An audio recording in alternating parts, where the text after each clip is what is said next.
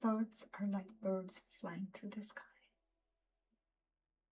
Some birds fly slowly, some quickly, some return again and again in the same place. But the sky does not chase the birds.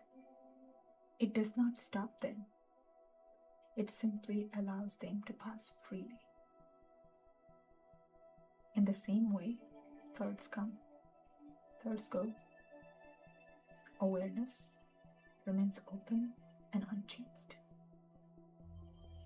When we stop focusing only on birds and instead of noticing the sky itself, we begin to experience freedom. You are not the birds. You are sky.